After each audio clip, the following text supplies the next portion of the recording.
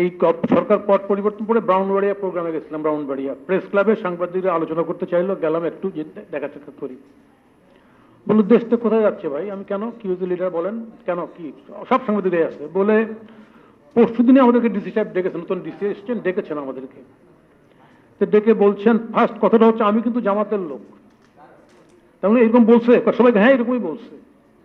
তা আমি বললাম যে এইরকম বললো উনি জামাতের লোক হলো, উনিরা মিছিল করুক, মিটিং করুক, ভোট করুক, জোট করুক, এমপি হোক, মন্ত্রী, কোনো আপত্তি নাই।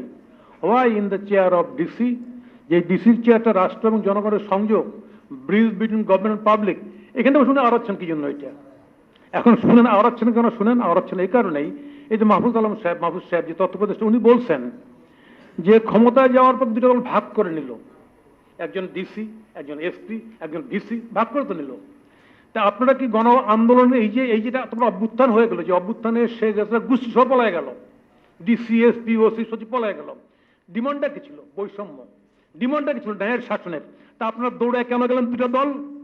ডিসি ভাগ করলেন, ভিসি ভাগ করলেন, এসপি ভাগ করলেন, কেন বললেন না যে যোগ্যতার ভিত্তিতে, ন্যায়ের ভিত্তিতে ভাগ হবে? কেন বললেন না? বড় বড় কথা বলেন, ক্ষমতায় যেতে চান, তাই না? সংবাদপত্রের স্বাধীনতা কোত্থেকে আসবে? আজকে বলতে বাধ্য হচ্ছি আমি, এই যে প্রথম আলো সম্পর্কে শেখ হাসিনা পার্লামেন্টে বলছে, কি বলছে পার্লামেন্টে? কই একটা পত্রিকা দেশ জাতির শত্রুকে ধ্বংস করতে হবে, দেশ জাতির শত্রু। অথচ এই প্রথম আলো ডেইলি সময় দেখছি বিএনপি জামাতে যখন ক্ষমতায়ন ছিল, যখন গ্রেনেড হামলা হয়েছে, তখন ওই জর্জ মেয়ার কাহিনী উনারাই বের করছেন। কেন বের করতে পারছেন, সমর্থ হয়েছেন? কারণ অপোজিশনটা খুব স্ট্রং ছিল, অপোজিশনটা। আর শেখ হাসিনার সময় কেন পারলেন না? অপোজিশন নাই। আমি বলতে চাচ্ছি কথাটা, সংবাদ স্বাধীনতা তখনই ভোগ করতে হবে যদি পরিষ্কার অপোজিশন থাকে।